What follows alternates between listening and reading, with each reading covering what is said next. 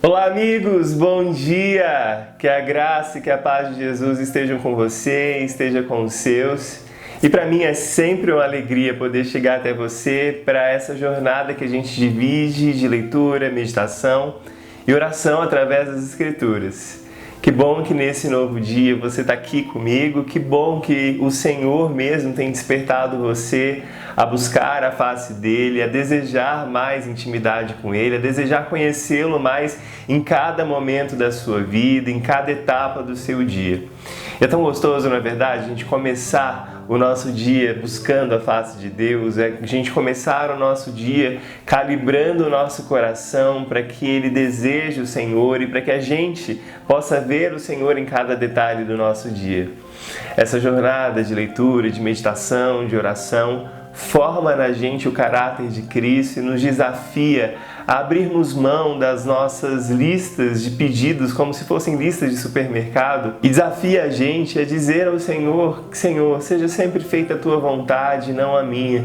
Porque quando a gente ora as Escrituras ditam as regras do jogo. As Escrituras dizem o que devemos orar, pelo que devemos orar e como devemos pedir ao Senhor aquelas coisas das quais nós temos necessidade. A gente está meditando no capítulo 19 do Evangelho de João e vimos que depois de ser julgado por um tribunal humano, Jesus é enviado para ser crucificado. E agora a gente chega aos pés da cruz e vê imagens tão fortes, imagens tão dolorosas do nosso Mestre padecendo em lugar de toda a humanidade que pecou, toda a humanidade que jazia no pecado. Vamos ler o que as Escrituras dizem nesse capítulo 19 do Evangelho de João, nos versículos 16 a 19? A palavra do Senhor diz o seguinte: Então, Pilatos cedeu ao pedido deles e o entregou para ser crucificado. Eles levaram Jesus. Carregando a sua cruz, ele rumou para o lugar chamado Colina da Caveira, em aramaico, Gólgota, onde o crucificaram, e com ele 2 outros, um de cada lado, Jesus no meio. Pilatos mandou escrever uma placa com os seguintes dizeres: Jesus, o Nazareno, o Rei dos Judeus. Esse texto conta pra gente o momento em que Jesus sai pela via crucis, carregando a cruz por nós. Esse texto conta pra gente que Pilatos cedeu à pressão da multidão e Jesus precisou passar pelas ruas de Jerusalém, carregando a sua cruz, carregando aquele símbolo de vergonha, porque os criminosos, os piores criminosos da época, é quem sofriam as penalidades de serem crucificados. E Jesus, ao passar por esse momento de tanto sofrimento, de humilhação pública, de vergonha, ele chega a uma colina que ficava do lado de fora de Jerusalém, e até hoje essa colina existe, chamada Gólgota, o lugar da caveira. Ali, Jesus é crucificado no meio de 2 outros homens, só que estes eram diferentes dele. Eram 2 criminosos que estavam pagando pelos seus pecados, pagando pelos seus crimes. Era comum naquela época, como ainda hoje é comum em alguns lugares onde pessoas são sentenciadas à morte, receberem e carregarem em placas as suas acusações. Sobre a cruz de Jesus existe uma acusação, a sua sentença. E é interessante que essa sentença ela é diferente de todas as outras. Jesus foi morto, Jesus estava sendo crucificado por se declarar, por ser o Rei dos Judeus.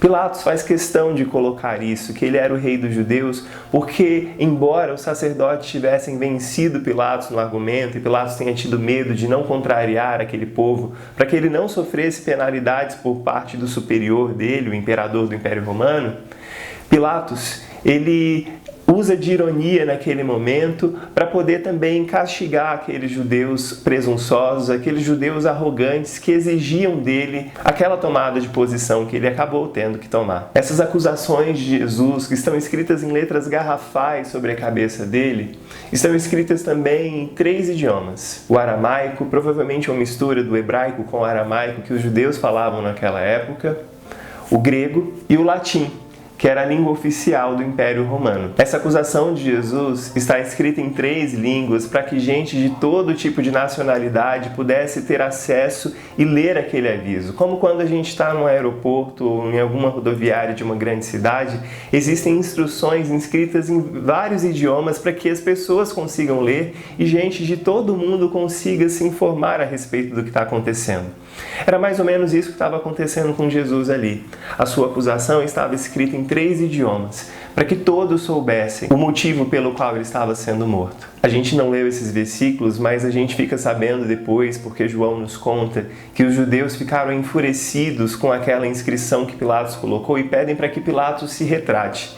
Pilatos diz: o que eu escrevi, eu não vou mudar aquilo que eu coloquei. Mas o que fica diante dos nossos olhos, o que ficou diante dos olhos daqueles homens que quiseram condenar Jesus, era a condenação não apenas que Jesus estava tomando sobre si, a condenação que o havia levado à morte. Aqueles escritos sobre a cruz eram os escritos que, na verdade, condenavam aqueles que rejeitaram o verdadeiro Messias, o verdadeiro Rei dos Judeus. Vamos orar? Vamos responder a essa palavra que nós lemos e a todas essas verdades que a gente acabou de aprender por meio da nossa oração? Feche os seus olhos. Pai bondoso, paramos agora diante da cruz onde o Teu Filho amoroso e obediente está. Nos lembramos de Sua vida, de Seus ensinamentos, de Suas palavras. Nos lembramos da fala inadvertida de Caifás, que outrora disse que seria necessário que um homem morresse pelos pecados da nação. Nos lembramos também de quando Filipe e André queriam apresentar aqueles estrangeiros a Jesus e da resposta que Jesus deu ao dizer que quando ele fosse levantado, atrairia para si gente de todas as nações. Nos lembramos do ímpeto de Pedro, que disse que morreria no lugar de Jesus, quando, na verdade, o que aconteceria seria justamente o contrário.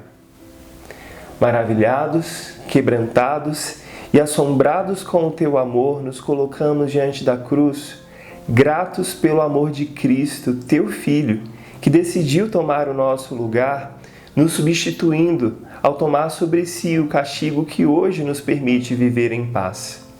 Queremos honrar este sacrifício, Senhor. Por isso, nós oramos. Assim como os dizeres na placa da cruz anunciam para as pessoas do mundo que Cristo é o Rei, que as nossas vidas declarem isso.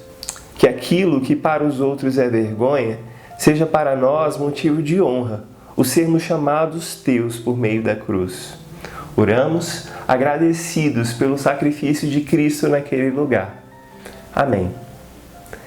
Que no nome de Jesus você seja renovado ao olhar para a cruz e ver ali o seu Rei.